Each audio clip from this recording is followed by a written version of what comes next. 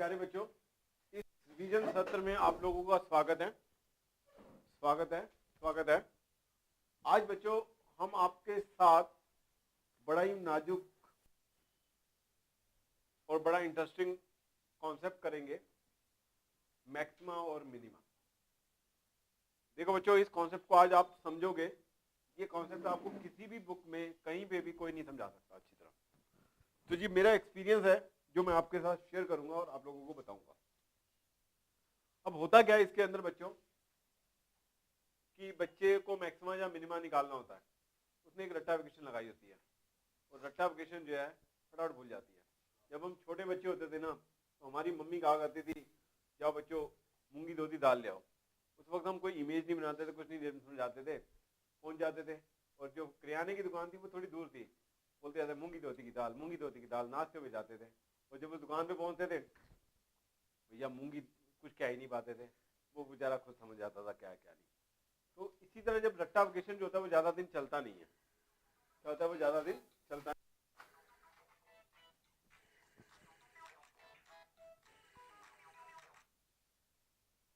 रट्टा वेकेशन जो है वो ज्यादा दिन चलता नहीं है।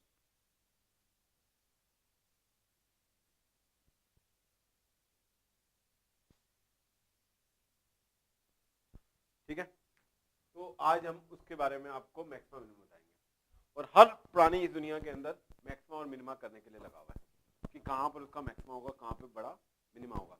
जो बड़ी बड़ी कंपनीज हैं वो भी अपने ऑफिस में बैठे बैठे ये ध्यान लगा लेती हैं कि कहाँ पर हमें प्रॉफिट मैक्सिमम हो सकता है, कहाँ पर मिनिमम हो सकता है। तो उसकी छोटा सा मैं आपको सैंपल बता रहा हूँ। इधर देखो जो बड़े ध्यान से देखो, आप एक छोटा सा फंक्शन लो y equal to sine x. क्या लो बच्चों, फंक्शन लो y equal to sine x. इस ग्राफ की तरफ आपने देखना है। देखो बच्चों, इसका ग्राफ आपको पता होना चाहिए। ये 0 है, ये टोटल 2 पाई है, इसके बीच में ये पाई है, ये आपका पाई/2 है, ये 3 पाई/2 है। 0 पे वैल्यू 0 होती है, पाई/2 पे वैल्यू 1 होती है, पाई पे वैल्यू 0, 3 पाई/2 पे वैल्यू -1, 2 पाई पे 0। तो जब हम इसका ग्राफ बनाएंगे तो आपका ग्राफ इस तरह जाएगा। बात आ रही है बच्चा समझ? जब मैं भी आपकी तरह 12th क्लास में पढ़ता था तो मैं भी बहुत सोचता रहता था कि ऐसा क्यों हो रहा है, किस लिए हो रहा है, लेकिन मुझे भी रट्टा लगाना पड़ता था। मैंने बड़ी सारी बुक्स फॉलो की, इंटरनेट पे बैठ के देखा, बहुत कुछ सर्च किया, लेकिन मुझे कुछ नहीं मिला। अब मैं अपने एक्सपीरियंस आपको बता रहा हूँ। इधर देखो बच्चों, साइन एक्स की मैक्सिमम वैल्यू क्या है बच्चों, और साइन एक्स की मिनिमम वैल्यू क्या है। अब देखो बच्चों, चेक करो थोड़ा सा कि यहाँ पर वो मैक्सिमम वैल्यू ले रहा है, वहां पर tangent parallel to x axis है या नहीं है। इधर भी देखो, यहाँ पर भी टेंजेंट क्या है बच्चों, पैरेलल टू एक्स एक्सिस। जब कोई tangent parallel to x axis होता है तो उसकी स्लोप क्या होती है बच्चों, 0। क्योंकि इसकी इक्वेशन जो होती है एक्स एक्सिस की क्या होती है बच्चों, y इक्वल टू 0। तो इसको डिफरेंशिएट करोगे तो क्या आता है बच्चों, 0। तो इसका मतलब ये है कि यहाँ पर मैक्सिमम या मिनिमम होता है, उसको निकालने के लिए हमें dy/dx को क्या करना पड़ेगा, 0। कोई भी फंक्शन आपको दिया हो, आपने उसको सबसे पहले क्या कर लेना है, डिफरेंशिएट कर देना है और उसको इक्वल टू क्या रख देना, 0। चाहे ये कोई भी स्टूडेंट हो, चाहे वो कॉमर्स का स्टूडेंट हो, या कैट की तैयारी कर रहा हो, चाहे एसएससी की तैयारी कर रहा हो, यदि वो इस कॉन्सेप्ट को समझ लेता है तो उसके लिए ये हथियार उनके बाद बनने शुरू हो जाते हैं। और इसके अंदर dy/dx को आपने क्या रखना है, 0। क्योंकि आप देख रहे हैं कि ये टर्निंग पॉइंट पर ही क्या ले रहा है, मैक्सिमम और मिनिमम ले रहा है। क्या ले रहा है, मैक्सिमम और मिनिमम। तो dy/dx को आपने क्या करना है, 0 करना। तो वहां पर आपको मैक्सिमम या मिनिमम पता चल जाएगा। अब देखो बच्चों, बड़े ध्यान से देखो, मैं बड़े सालों तक सोचता रहा अब y डैश क्या होता है बच्चों, cos x। अब मैं इसके ग्राफ के बारे में सोचता रहता था कि इसका ग्राफ कैसा होगा, कैसा नहीं होगा। अब इधर देखो बच्चों, cos x का ग्राफ देखो, y डैश इक्वल टू कुछ cos x है, ये आपका 2 पाई है,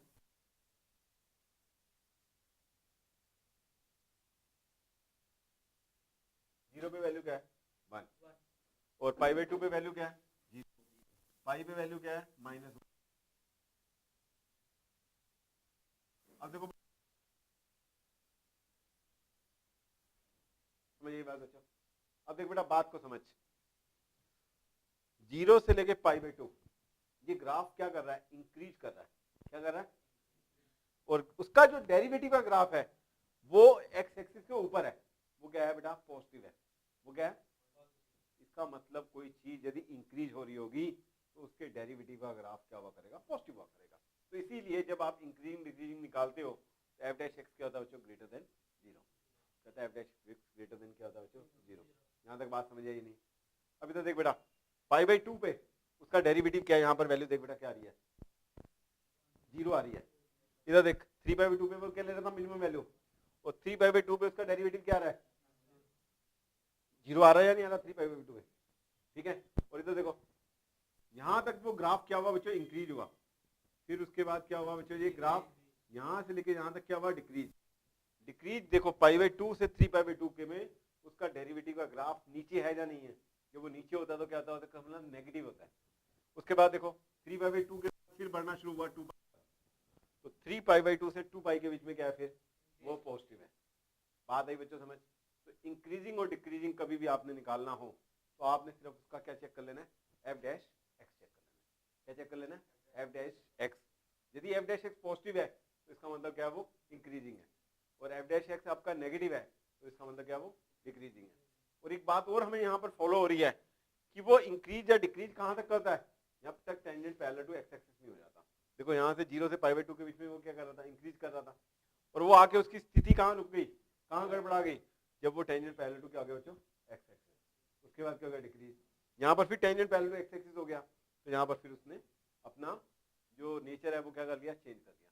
तो ये बातें बताओ बच्चों, कितने बच्चों को समझ आई या नहीं आई? ठीक है, आज हम क्या कर रहे हैं बच्चों, मैक्सिमम और मिनिमम। इसको, इस कॉन्सेप्ट को आपने बहुत अच्छी तरह समझ लेना है। इसको ये नहीं समझ के चलना कि ये सिर्फ 12th के लिए करना है, ये लाइफ टाइम के लिए करना है, आपने हर हालत के लिए करना है। इधर देखो हमने एक मदर ग्राफ लिया y equal to sine x, और उसके डेरिवेटिव का भी ग्राफ लिया। तो आपको सबसे पहली बात तो ये समझ आ गई कि ये फंक्शन जो है कहाँ पर मैक्सिमम और मिनिमम लेता है, जब tangent parallel to x axis होता है। तो अब कभी भी आपको कोई फंक्शन आ जाए तो आपने क्या करना है, उसका डेरिवेटिव ले लेना है और उसको इक्वल टू क्या रख देना है, जीरो। तो आपको ये पता चल जाएगा कि कहाँ पर वो मैक्सिमम है, कहाँ पर वो मिनिमम।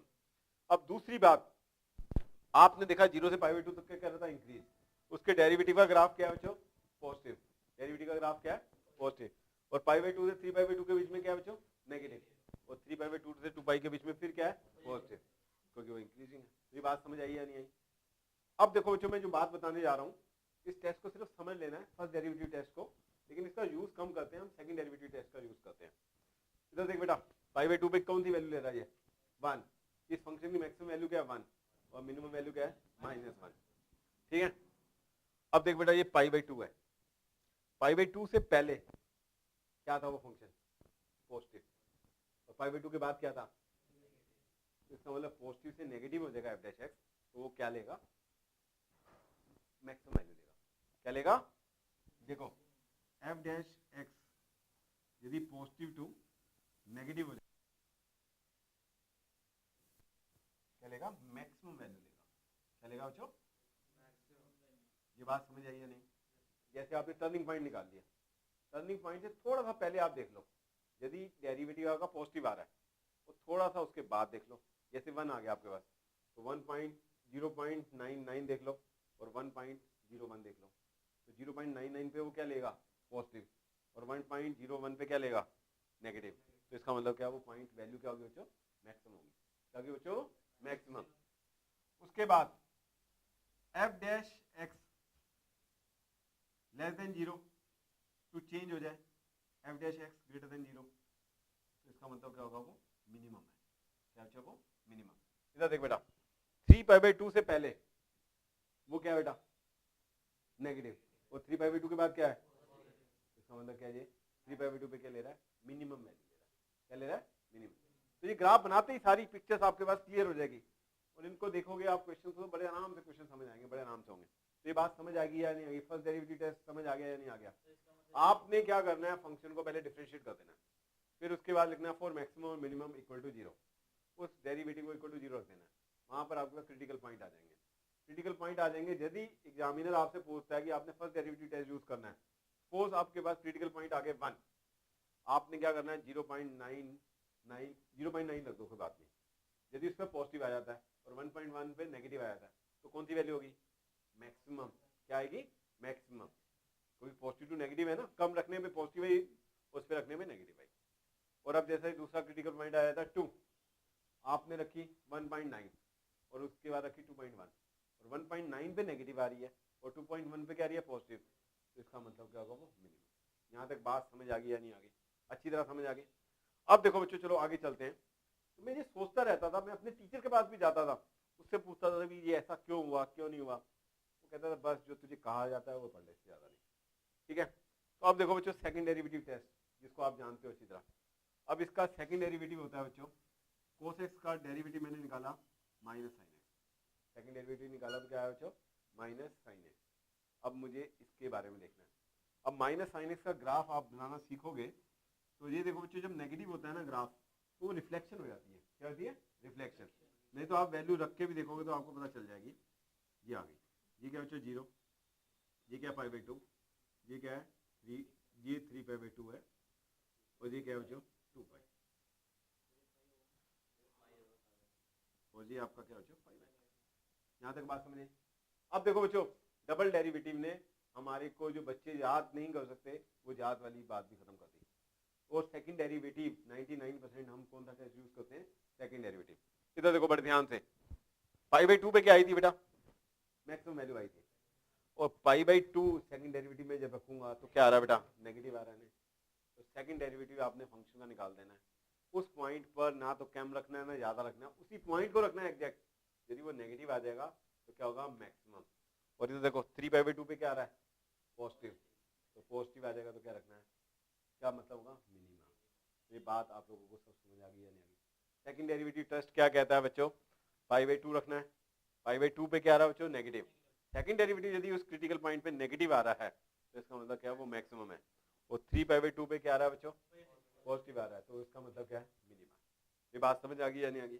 तो 99% आपने यही यूज करना है और अदरवाइज वैसे चलना है। तो ये बात क्लियर है या नहीं? ये कॉन्सेप्ट क्लियर है या नहीं?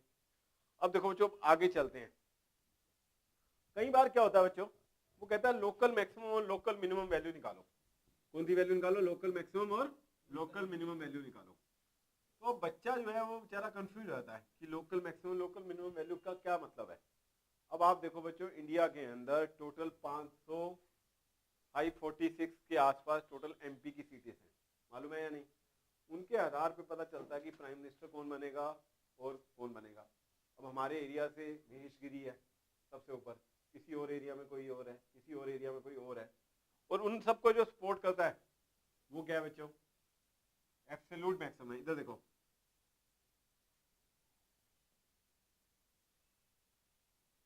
इधर देखो, इस एरिया में मैक्सिमम कौन है? ये है अपने एरिया में। हाँ जी, इस एरिया में कौन मैक्सिमम है? ये रहा। इस एरिया में कौन मैक्सिमम है? और इस एरिया में कौन मैक्सिमम है? तो सबसे ज्यादा मैक्सिमम कहाँ पर है? ये बात है बच्चों समझ?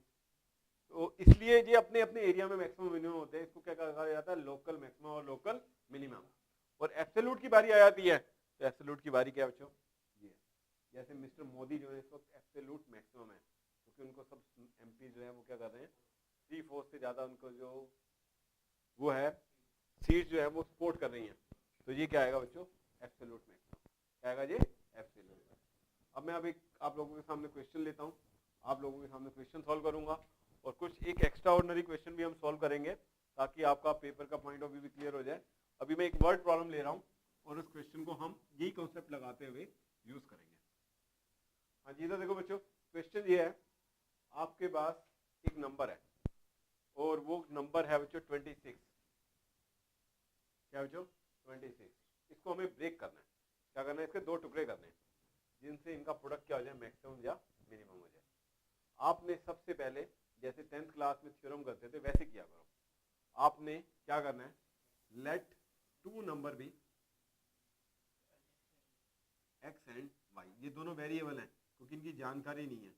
ये क्या बच्चों? 26, जिसको मैक्सिमम और मिनिमम कह के दिया हुआ उसी इक्वेशन को हम लेकर चलेंगे। और पी मीन्स क्या होता है बच्चों? प्रोडक्ट। और ये क्या बच्चों? X y. अब ये क्या होना चाहिए बच्चों? एक ही वेरिएबल में होना चाहिए। इसमें होना चाहिए एक ही वेरिएबल, जो हमें गिवन है उसकी हेल्प से लेके चलेंगे। अब आप इसे एनालाइज करो। 26 को ब्रेक करना है तो ब्रेक कैसे हो सकता है? 20 और 6 भी हो सकता है, 22 और 4 भी हो सकता है, 24 और 2 भी हो सकता है। बात है इस वजह 15 और आपका 11 भी हो सकता है। लेकिन आज आप जानोगे कि इस टॉपिक से जो आपने अभी मैक्सिमम मिनिमम का किया, इसको किस तरह ब्रेक करना है, आपने क्या करना है, किस तरह ब्रेक करना है, और आपकी पढ़ाई में भी वो लॉजिक और कॉन्सेप्ट जो है वो काम आएगा। इधर देखो बच्चों, इसको एक ही वेरिएबल में कन्वर्ट किया तो ये क्या आ गया बच्चों 26 माइनस एक्स। यहाँ तक बात समझ आई। वाई की जगह क्या आ गया बच्चों 26 माइनस एक्स, और ये आपका इसको मैंने प्रोडक्ट कर लिया तो 26 एक्स माइनस एक्स स्क्वायर। यहाँ तक बात समझ आई या नहीं? अब आपने कुछ नहीं करना, अब आपको जो कॉन्सेप्ट सिखाए वो क्या करना है बेटा, डिफरेंशिएट करना है। इसको differentiate with respect to x, d p by d x equal to आ गया 26 माइनस 2x। उसके बाद हमें क्या करना है, फॉर मैक्सिमा और minima d p by d x equal to क्या होगा बच्चों 0। जैसे वहाँ साइन एक्स को 0 किया था, यहाँ पर भी फर्स्ट डेरिवेटिव को 0 कर दिया, तो minus 2x equal to minus 26 आ गया, माइनस से माइनस कैंसिल कर दिया, और ये इक्वल का साइन है इसलिए कोई साइन चेंज नहीं होगा, और ये x इक्वल टू हमारे पास क्या आ गया बच्चों 13 आ गया। x इक्वल टू कितना आ गया 13। अब बच्चों सेकंड डेरिवेटिव आ गया D square P by d x square. First derivative use नहीं करना, वो आपको कॉम्प्लिकेशन देगा और आपको समझने में थोड़ी दिक्कत होगी। ये आपका सेकंड डेरिवेटिव आ गया। सेकंड डेरिवेटिव जो फर्स्ट डेरिवेटिव आ जाएगा उसको दोबारा डिफरेंशिएट करेंगे, 26 को डिफरेंशिएट किया 0, और ये क्या गया -2। तो अब बच्चों बच्चे कहते हैं सर आपने तो फंसा दिया। अब यहाँ पर बच्चों ये वैल्यू रखने की जरूरत ही नहीं है। ये क्या गया बच्चों नेगेटिव आ गया। क्या गया बच्चों ये नेगेटिव।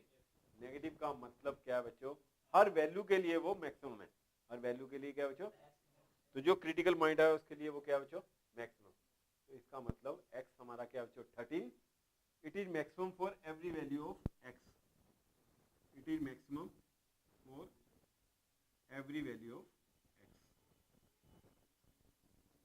तो x कितना आया बच्चों 13, और y भी कितना आ जाएगा बच्चों। तो आज के बाद कभी भी आपने ब्रेक करना हो तो कैसे ब्रेक करना है, इक्वल में ब्रेक करना है, स्क्वायर में ब्रेक करना है। किसमें ब्रेक करना है, स्क्वायर में। अब एक बच्चा जो है यदि रोज कंसिस्टेंट वे से अपनी पढ़ाई करता है, रोज 6 घंटे पढ़ रहा है, तो उसको कोई भी दुनिया की ताकत नहीं रोक सकती। और कोई बच्चा एक दिन 22 घंटे पढ़ता है, अगले दिन 0, तो कितना हो गया 2 दिन की एवरेज 11, फिर उससे अगले दिन 0, तो कितनी होगी, कम होगी ना। वो 6 पढ़ने वाला उससे हमेशा अव्वल देगा, हर हालत में देगा। तो आपने इक्वल बैलेंस करते हुए चलना है, तो आपको बहुत अच्छा लगेगा, बहुत बढ़िया लगेगा। अब मैं एक आधी वर्ड प्रॉब्लम ले रहा हूँ जो आप लोगों के स्कूल के अंदर पेपर के अंदर कोई हाँ पूछी जा सकती है।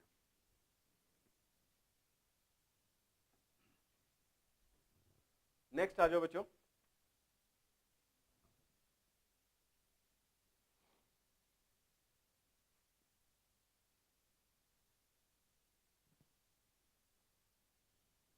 इधर देखो बच्चों, अब जो वो क्वेश्चन आप लोगों से पूछता है, मैं क्वेश्चन अच्छे वाला ही ले लेता हूं ताकि आप लोगों का बढ़िया लगे।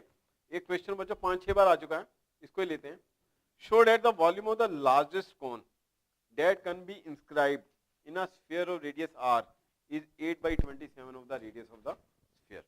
इस क्वेश्चन को बच्चों समझो अच्छी तरह, और इसको आज अच्छी तरह जाके समझना है। वो घर जाके इसको पढ़ा जरूर करो।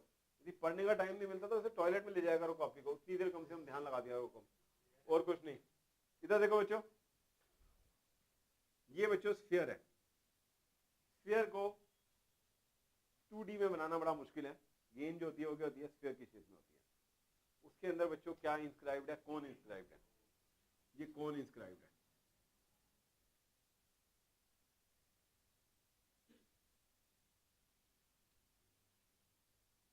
कौन भी बच्चों 3 डिमेंशनल फिगर है। यदि आप सॉफ्टी की देखो तो वो भी क्या बच्चों 3 डिमेंशनल फिगर, उसकी पूरी फोटो नहीं खींची जा सकती।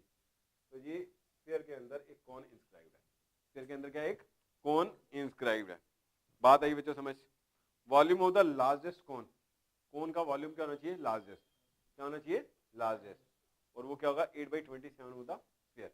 आपने हर क्वेश्चन को यदि एनालाइज करते हो तो आपको बहुत अच्छा लगेगा, बहुत बढ़िया लगेगा। इधर देखो बच्चों, अब इस बात को समझो। ये स्फीयर हमें गिवन है, ये हमारे लिए कांस्टेंट है, इसका कुछ नहीं कर सकते। अब इसके अंदर हमने क्या फिट करना है, एक कोन फिट करना है। क्या फिट करना है, एक कोन। सपोज आप शादी में गए, ठीक है, आपकी जेब जितनी भी है वो गिवन है आपको।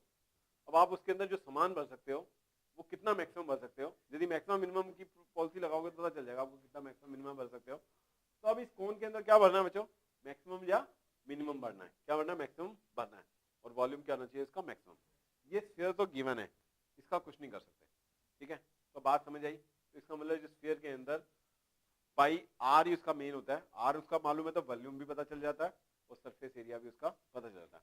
यहाँ पर बातें वॉल्यूम की हो रही हैं, तो इसका मतलब ये है कि हमें वॉल्यूम की बात हो रही है तो 3 डिमेंशनल की बात होगी और कोई बात नहीं होगी। तो बात समझ आ गई या नहीं आ गई, कैपेसिटी की बात होगी। तो अब इस कोन के अंदर, कोन को इसके अंदर फिट करना है, क्या करना है, फिट करना है। या आप ये कह लो कि धीरू भाई अंबानी है, अब वो ये चाहता है कि सॉफ्टी में तो लोगों ने बहुत आइसक्रीम खा ली, अब स्फीयर के अंदर एक कोन फिट करके देखते हैं, उसको पता होना चाहिए ना क्या है। तो उसके बाद आप लोगों को ये मालूम है कि 8/27, इसका मतलब जो स्फीयर का वॉल्यूम है उसका वो क्या होगा, कोन हमेशा 8/27 मतलब 1 से कम ही होगा, होगा 1 से कम, लेकिन लोगों को स्फीयर की शेप में नजर आएगा, उनको लगेगा ज्यादा है। तो ये भी एक प्रोजेक्ट हो गया ना, एक सब कुछ हो गया। तो अब इस क्वेश्चन को हम सॉल्व करते हैं। अब देखो बच्चों, ये बताओ मुझे, यदि इसको लार्जेस्ट लेना है तो कोन को बीचों बीच रखा होगा, कोन को कहाँ रखा होगा, बीचों बीच। और अब ये चीज बताओ बच्चों मुझे, ये क्या चीज है, रेडियस है या नहीं है।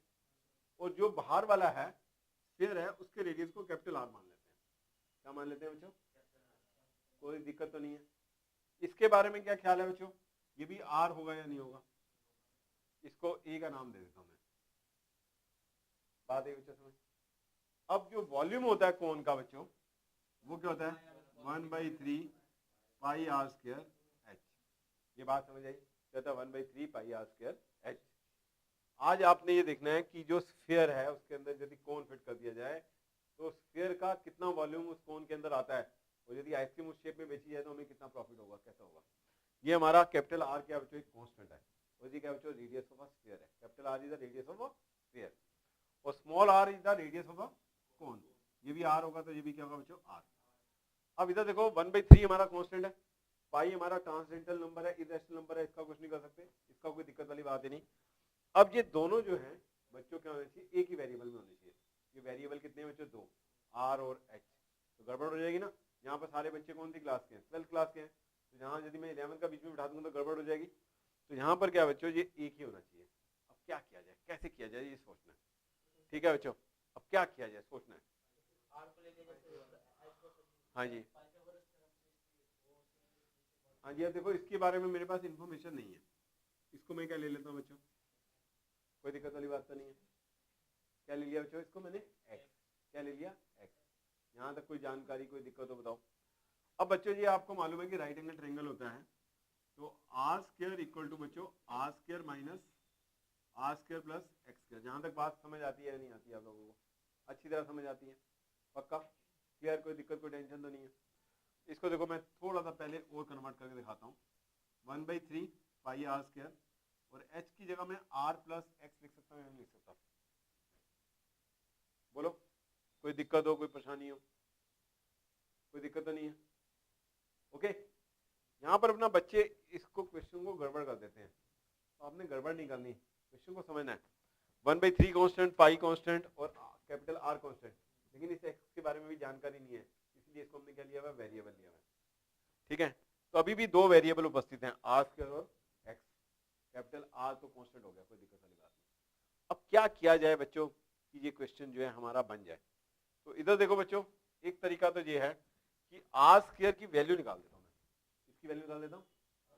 यदि मैं एक्स की वैल्यू निकालूंगा तो वैल्यू किस में आएगी, स्क्वायर रूट में आएगी, और स्क्वायर रूट में आएगी मेरे पास, we have two choices, we have two choices, either I have to think right और नेगेटिव, ठीक है। तो हमेशा अच्छा ही, ठीक ही सोचना चाहिए, पॉजिटिव वाली बात भी बात की बात है, राइट थिंकिंग। यहाँ पर आर और एक्स में से हमें चूज करना है किसको वेरिएबल लेके चलें, किसको ना लेके चलें। इस एक्स को यदि मैं यहाँ से निकालता हूँ तो वो क्या आ जाएगा, रेडिकल्स में आ जाएगा, प्रॉब्लम क्रिएट करेगा। तो x is not a choice, R is small are is not a choice to make a variable. तो एक्स ही अब वेरिएबल बनने की चॉइस नजर आ रहा है। तो इस कैपिटल स्मॉल आर स्क्वायर की वैल्यू मैं यहाँ से निकाल देता हूँ, 1/3 pi into R square minus x square into R plus x. ये बात बताओ बच्चों, कितने बच्चों को समझ आ गई। अब देखो बच्चों, एक ही वेरिएबल में कन्वर्ट हो गया, 1/3 है, ये क्या पाई है, ये क्या कैपिटल आर स्क्वायर है, ये एक्स एक वेरिएबल है, इधर भी एक्स क्या वेरिएबल है, बाकी सारे तो क्या बच्चों कांस्टेंट। तो हमारा पर्पस तो यही था, यदि मैं एक्स की वैल्यू भी रख सकता था, लेकिन वो थोड़ा सा कॉम्प्लिकेटेड हो जाता। अब हमारे पास काम क्या आ गया बच्चों, इसको सिर्फ और सिर्फ क्या करना है, डिफरेंशिएट करना है विद रिस्पेक्ट टू एक्स। तो ये क्या आ गया 1/3 पाई, तो ये क्या आया R square minus x square into 1, और ये क्या आया R plus x into minus 2। यहाँ तक बात समझ आ गई या नहीं आ गई? कोई दिक्कत हो, कोई परेशानी हो बताओ। पक्का? ये क्या आया first function as it is, differentiation of second, R की डिफरेंशिएशन 0 और एक्स की क्या आ गई बच्चों 1, और R plus x as it is, R square की डिफरेंशिएशन 0 और माइनस एक्स स्क्वायर की माइनस 2x। यहाँ पर भी बच्चों बड़ी स्मार्टनेस से काम करना पड़ता है, नहीं तो आप अपनी चक्रव्यूह जो बनाया हुआ है आपने उसी में फंस जाते हैं। For maximum minimum dv/dx equal to 0। अब बच्चों आर प्लस एक्स का फैक्टर इधर भी है और आर प्लस एक्स का फैक्टर इधर भी है, उसको मैंने कॉमन ले लिया, तो ये क्या आ गया बच्चों R plus x minus 2x। यहाँ तक बात समझ आई या नहीं? आर माइनस एक्स, ठीक है। अब इसके बाद हमारे पास तरीका होता है, अभी आपने सीखा फॉर मैक्सिमम और मिनिमम dv/dx इक्वल टू क्या होता है बच्चों 0। dv/dx को क्या रखते हैं बच्चों 0। और अब हमारा क्या हो गया बच्चों r प्लस एक्स हमारा 0 होगा और r minus 3x equal to 0 होगा। तो x इक्वल टू क्या आ गया बच्चों माइनस आर और x इक्वल टू क्या आ गया बच्चों r/3। बात आई बच्चों समझ? अभी तो देखो ये x कभी r हो सकता है, सोचो माइनस आर तो मैथमेटिकली पॉसिबल है, लेकिन लाइफ में तो कभी पॉसिबल नहीं है ऐसे क्वेश्चन में। इसका मतलब ये तो नहीं होगा किसी भी हालत में। x जो है आपको क्या नजर आ रहा है r/3, थोड़ा सा बेटर समझ आ रहा है, ठीक है। अब इसके बाद फर्स्ट डेरिवेटिव टेस्ट यूज करने का तो कोई मतलब नहीं बनता, तो हम क्या यूज करेंगे बच्चों सेकंड डेरिवेटिव टेस्ट। अब सेकंड डेरिवेटिव टेस्ट यूज करना है तो बड़े आराम से चलना है बच्चों, और विद रिस्पेक्ट टू एक्स। यहाँ पर वेरिएबल आपने चेंज नहीं कर देना, तो 1/3 पाई, इधर देखो r plus x into minus 3 plus R minus 3x into 1। यहाँ तक बात समझ आती है नहीं आती बच्चों? बड़े ध्यान से समझ आती है, कोई दिक्कत तो नहीं है। अब देख बेटा at x equal to minus R, देख कैसे करंट लगेगा। ये क्या बेटा 0, और इधर रखूंगा मैं तो क्या आएगा r माइनस 3 इंटू आर। आई बात अच्छा समझ? माइनस रखूंगा यहाँ पर तो क्या हो गया प्लस 3r, ठीक है।